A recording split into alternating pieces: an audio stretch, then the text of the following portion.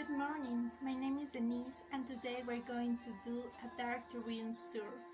The style of dreams inspires people to live an extreme moment full of adrenaline, fear and suspense. The idea is to visit places where there was pain, death or tragedy. Black Dreams is taking more and more strange and has become a new alternative to know history with different eyes.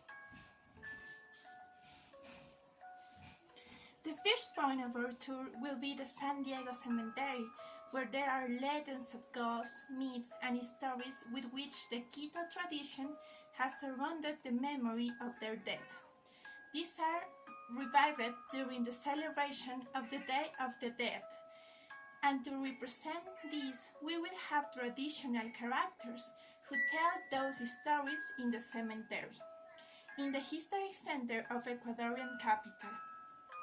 At this time, it was formerly called the Day of the Dead as Ayamarcay, which means mourn to bind, carry the dead. At this time, they say that it was customary to go to the pucuyos, or places where the deceased were buried.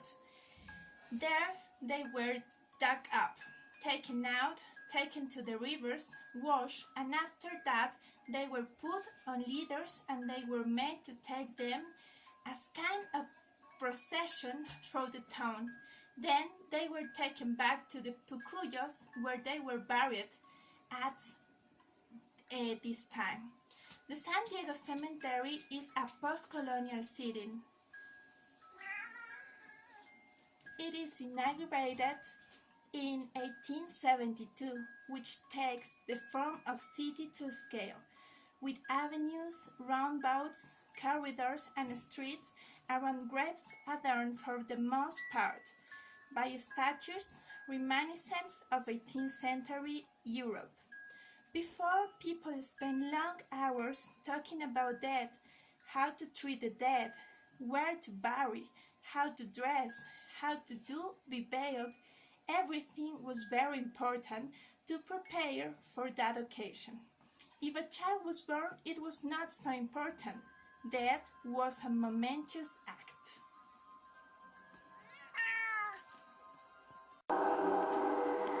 The walk continues to Recoleta of San Diego, where there is a Franciscan convent in which the religious also tell typical legends of the Quito people, and in which the gastronomic traditions of the dead date are represented, such as shampoos, purple colada, and guaguas de pan. The inauguration of the San Diego Cemetery was quiet and even in Quito. Well, until then, each parish had its own cemetery where its faithful were bound to be buried. The Pantheon was originally named of the Funeral Brotherhoods. Due to its proximity to the convent of San Diego, it was popularly baptized with the name. It opened its doors in 1872, in the same area where the fallen in the Battle of Pichincha were buried. More than a century after its inauguration, the cemetery houses important mausoleums of various architectural styles. There are tombs of heads of state like Velasco Ibarra. With a photograph included and numerous flowers, we find ourselves face to face with the sumptuous room where the remains of Luz Maria Endara, better known as Mama Lucha, rest in the low deeps of Quito. What a difference from the forgotten tomb of Velasco Ibarra. In addition, the sound of mariachis, purple colada, and guaguas de pan for everyone, the relatives of this matron from the underworld are remembered as if she were already on her way to an imminent trip to the Vatican.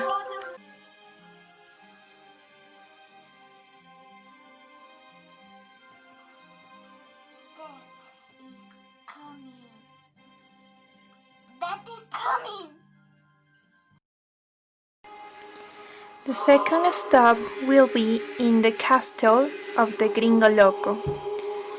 In this place we're going to see different kind of weird things. For example, we have a haunted house. In this place we're going to see that many people come and make different graffitis, and they come to this place to make a satanic rites.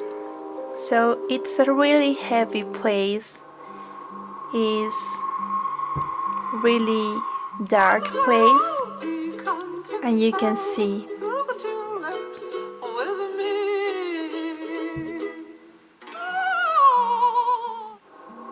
you're going to find in this house some satanic pentagrams.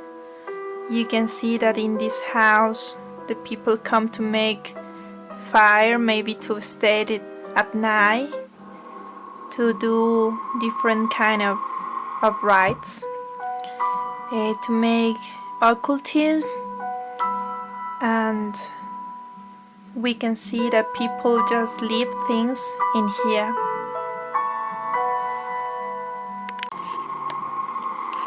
Also, we're going to find a deep water hole. It's really interesting because in this place we can find some deep water holes, and these are connecting different caves. So it's really interesting walking around and find these caves and these water holes.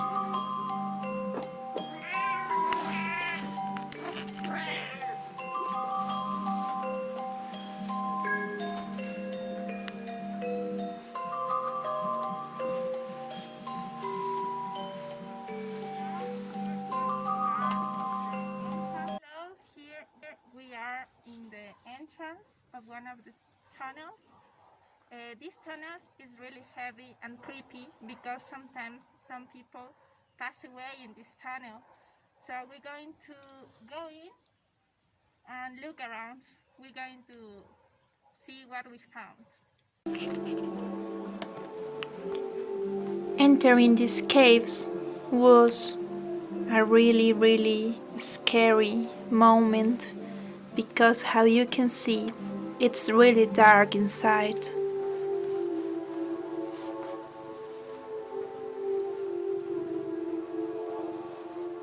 It's interesting because there are many legends about who was the Gringo Loco.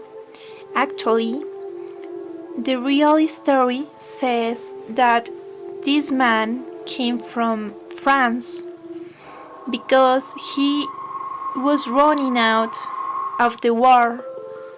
He was in a war, so he didn't want to be in that space anymore.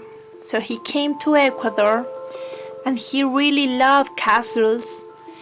So he decided to make this castle, and it's weird because it's in the middle of the nothing, and it's really big castle.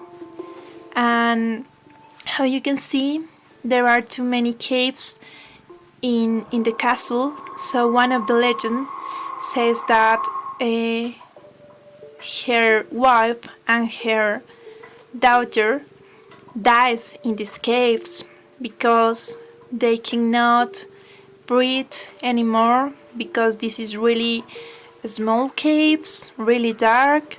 So that is one of the legends. Other legend says that actually the Gringo Loco was a drug trafficking. So this man was selling drugs maybe, so he decided to build this castle to be safe, because he didn't want anybody can find him. So for that reason he has too many places to hide himself and to be safe. but her wife and her daughter die in this place.